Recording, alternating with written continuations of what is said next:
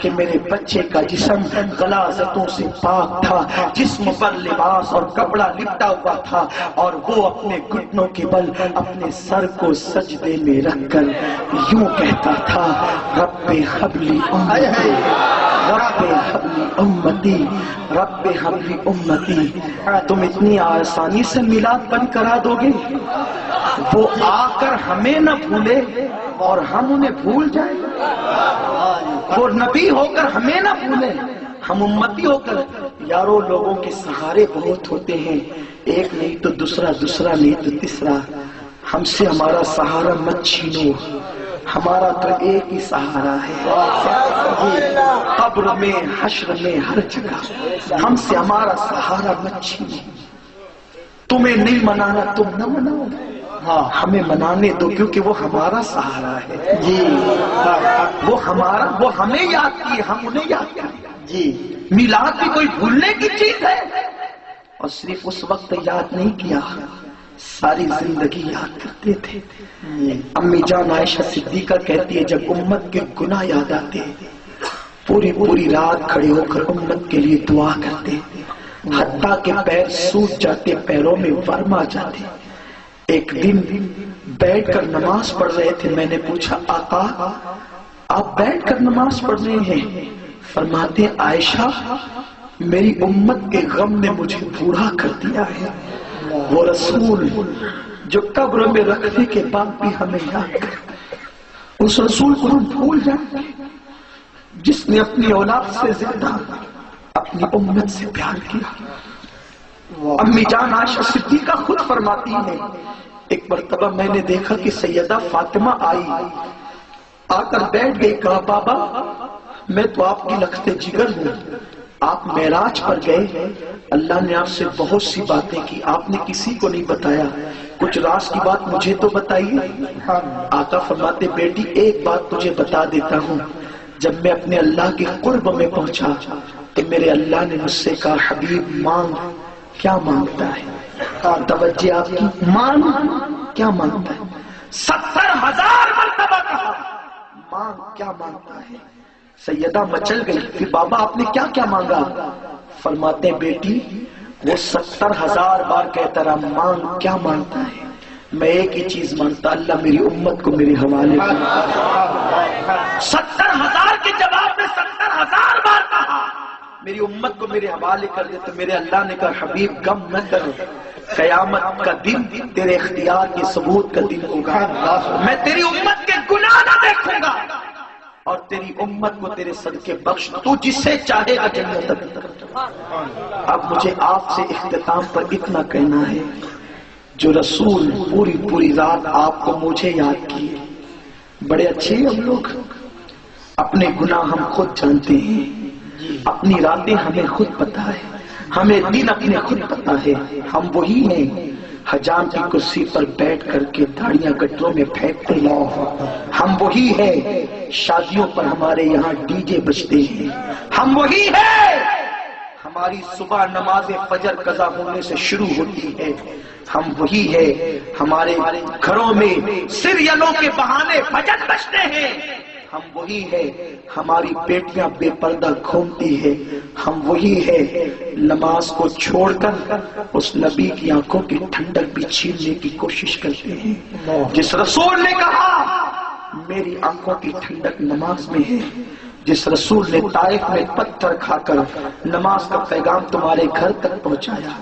اس رسول کا حق یہی تھا کہ 3 گھنٹے تم سنیما کے لیے نکالو اور 20 منٹ نماز کے لیے نہیں۔ اس نبی کا حق یہی تھا جس رسول نے اپنا گھرانہ کربلا میں کٹوا دیا، 6 مہینے کا معصوم بچہ بھی سپرد خدا کر دیا گیا، نماز کے تحفظ کے لیے، عقیدے کی حفاظت کے لیے۔ اس گھرانے کا یہی حق تھا کہ آپ 20 منٹ نماز کے لیے نہ نکالتے۔ کہاں ہو؟ سنی کہتے ہو اپنے آپ کو، قادری بننے چلے ہو، چشتی بننے چلے ہو، کان کھول کے سن لو، چشتیت اور قادریت کی ڈگری اتنی آسان نہیں ہے، بہت کچھ بننے چلے ہو، پہلے سنی مسلمان تو بنو، نماز کو چھوڑ کر غوث پاک کی بارگاہ میں تم اپنا ایمان ثابت نہیں کر سکتے، کیونکہ غوث پاک کا فتویٰ ہے، وہ حنبلی المسلک ہے، جس نے ایک وقت کی نماز جان بوجھ کے چھوڑ دی وہ کافر ہو گیا۔ اگر نبی کا بیٹا نوح کافر ہو جائے، نوح علیہ السلام کا بیٹا کنعان، نوح کا بیٹا کنعان وہ کافر ہو جائے، اس پہ جنت حرام ہے۔ نبی کا سگا بیٹا کنعان، نوح علیہ السلام کا بیٹا کفر پر مرا، اسے جنت نہیں ملے گی۔ اگر اللہ نہ کرے، ہزار بار نہ کرے، کفر پر خاتمہ ہوا تو جب نبی کا بیٹا ہو کر کنعان جہنم میں جا رہا ہے، نوح علیہ السلام کا بیٹا، آپ کے لیے کون سی جنت کا ٹکٹ آ گیا ہے؟ جنت تو اپنے باپ کی ہے، ہم تو فلاں سے وابستہ ہے، فلاں سے، ہمیں جنت میں جانے سے کون روک سکتا ہے؟ جو لے کر جانے والے ہیں ان کے پاس تو ایمان ثابت کرو۔ غوث پاک لے جائیں گے نا، کس سے لے جائیں گے؟ مسلمان کو نا۔ اگر کسی کو یہ کہنے کا حق تھا کہ جنت میرے باپ کی ہے تو وہ سیدہ فاطمہ کو تھا، لیکن نماز کی اتنی پابند ہے کہ ایک سجدے میں پوری پوری رات گزر جاتی ہے۔ عبادت کا یہ عالم ہے، ہمیں کس نے آ کر کان میں کہہ دیا کہ آپ جنتی ہیں؟ خدا کے لیے اپنے آپ کو دھوکہ مت دو، میلاد مناؤ، سجاوٹ کرو، پرچم لگاؤ، سب کرو، لیکن نماز کے ساتھ کرو۔ نماز چھوڑ کر، یہ تو غوث پاک ہے جو بے نمازی پر کفر کا فتویٰ دیتے ہیں۔ صحابہ 100 سے زائد صحابہ کا فتویٰ ہے کہ جس نے ایک وقت کی نماز چھوڑ دی وہ کافر ہو گیا۔ ہمارے امام اعظم یہ نہیں کہتے، لیکن وہ بھی آخر میں وہیں پہنچتے ہیں کہ جو نمازوں میں سستی کرتے ہیں، ڈر ہے کہ مریں گے تو کافر ہو کر مریں گے، کفر پر مریں گے۔ غریب نواز ہے، اپنے ملفوظات میں کہتے ہیں چشتی ہونا، خدا کی قسم ہمیں قادریت اور چشتیت پہ ناز ہے۔